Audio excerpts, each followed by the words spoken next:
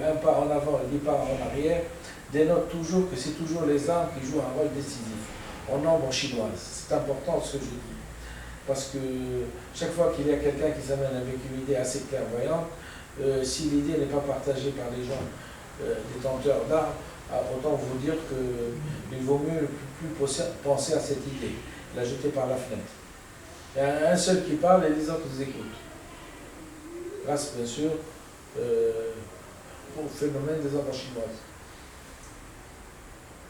Dans les accords, le moindre congrès pourrait sauver la scolarisation de milliers d'enfants africains. C'est ça la coopération, c'est la construction d'écoles, c'est le contrôle et le suivi des niveaux de scolarisation. C'est un être humain qui, grâce à son diplôme acquis à l'école, peut travailler à n'importe quel coin du globe. C'est combattre les zones d'ombre culturelles. Mon exemple est assez élogieux. Je présente une découverte scientifique qui peut changer la donne, transformer le monde, faire disparaître le terrorisme, les inégalités, le racisme, l'illettrisme. Vous croyez que depuis 4 ans, et les dépenses de milliards dans les rencontres internationales, il y a quelqu'un qui s'est penché sur mon cas pour me demander comment arriver à réaliser cet objectif. Cette utopie parfois. La suffisance intellectuelle est dramatique.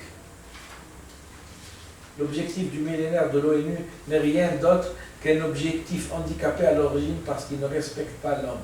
Imaginez les dépenses jetées par la fenêtre dans les soi-disant aides de coopération sans qu'on s'occupe en premier du respect de l'enfant qui naît et les conditions de vie et des émancipations et sans qu'on se soucie du langage qu'on introduise dans son psychisme.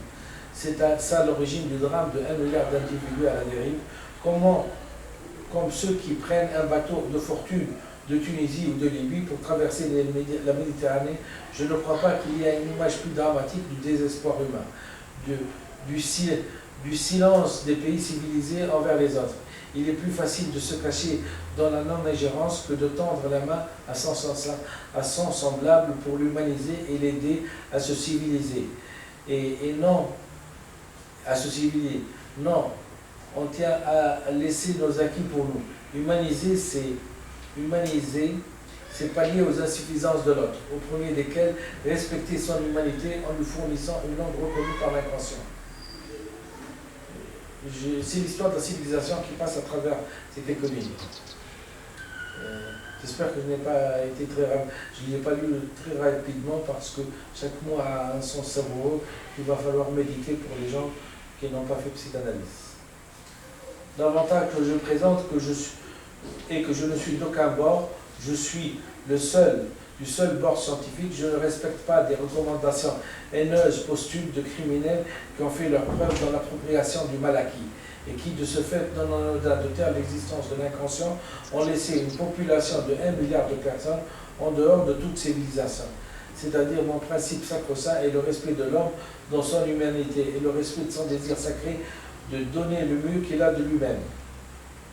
Une phrase importante parce que en même temps, je suis assez acerbe pour les gens qui se sont tus et qui se sont cachés sous le silence, que j'ai débusqué. Pour moi, ce sont des criminels qui sont débusqués après leur mort. Comme quoi l'œil de Caïn, de Victor Hugo, ou la conscience de culpabilité et la justice, il y a un proverbe en arabe qui dit la justice,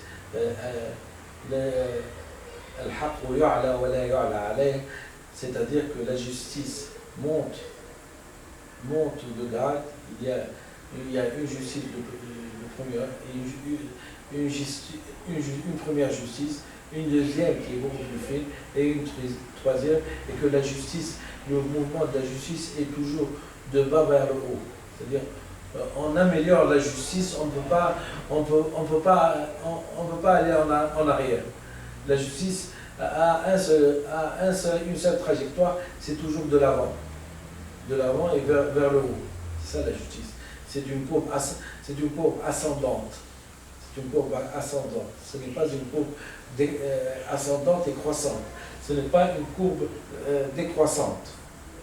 On a une justice. Après, le premier type de justice, c'est la loi de Talion, c'est les vengeances. Hein? On se venge. Mais maintenant, on est arrivé quand même à accéder à d'autres types de justice, et la justice de plus en plus augmente. Et c'est la société qui devient plus juste, plus civilisée. Voilà ce que j'ai dit. Bon.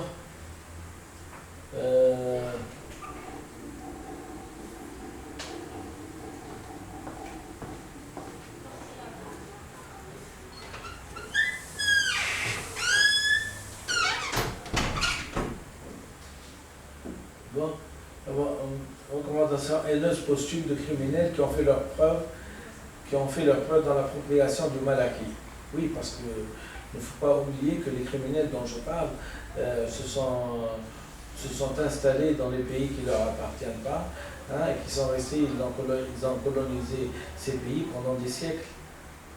Pendant des siècles, on a maintenu des populations hors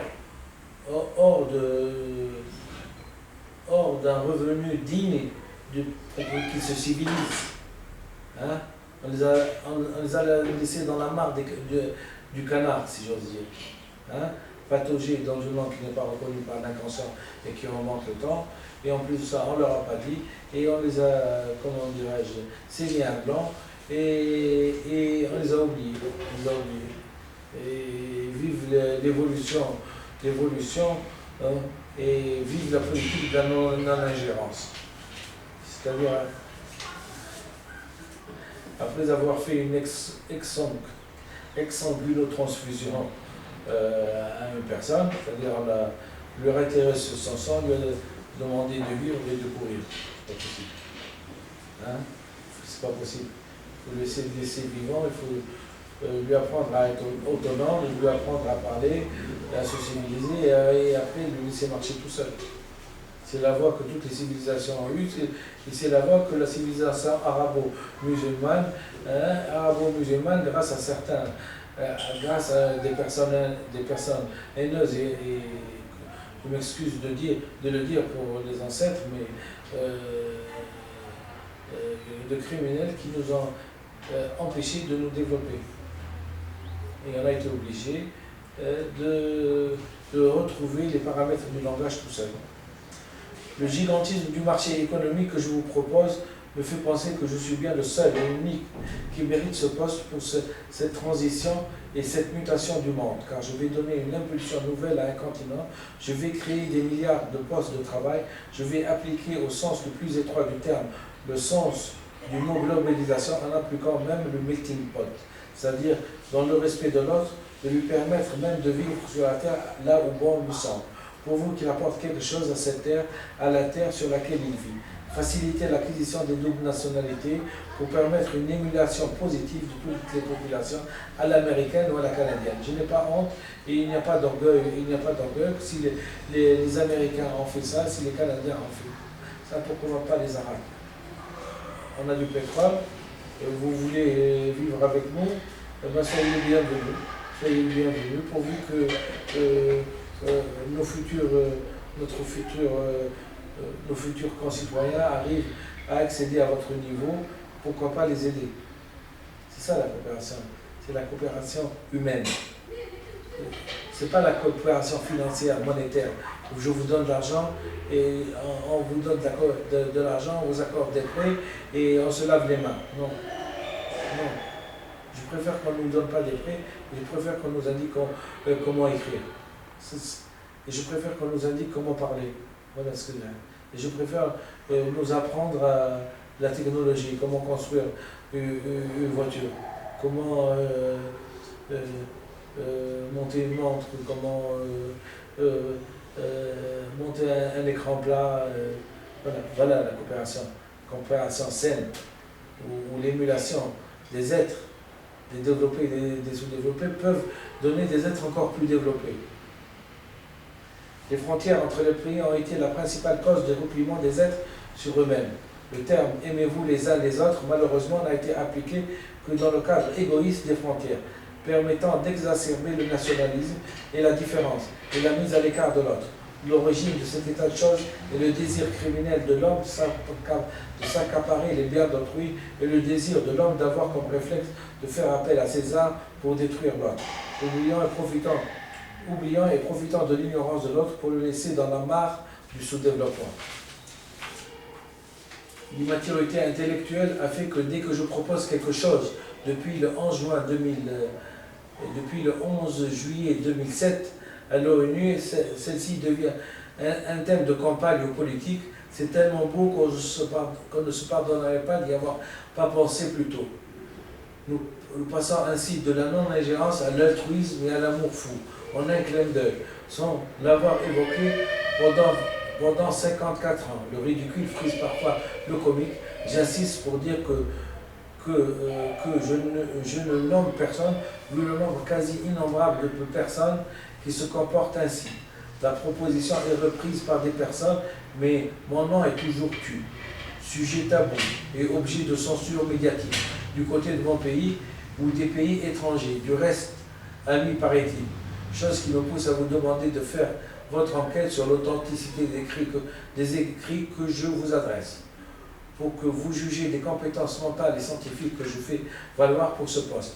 L'un des critères les plus importants pour postuler à ce poste n'est et ne sera jamais l'apparence d'un discours qu'on peut faire au détour d'un hall de ministère ou d'un hôtel, mais bien d'un projet humain, international, scientifique, qui projette l'homme dans un monde meilleur, sans guerre, où l'équité intellectuelle est partagée par tous les enfants.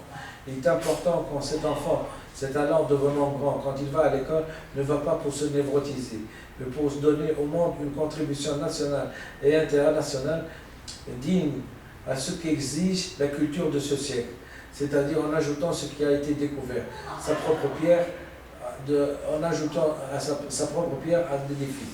Les calculs pervers, ironiques, méprisants entre les différentes ethnies sur cette terre nous ont montré leurs limites et les drames que la civilisation humaine a dû encore courir faute d'immaturité intellectuelle de certains, confondant la géographie et le langage, ou la religion et le langage. Cette politique a montré ses véritables limites dramatiques.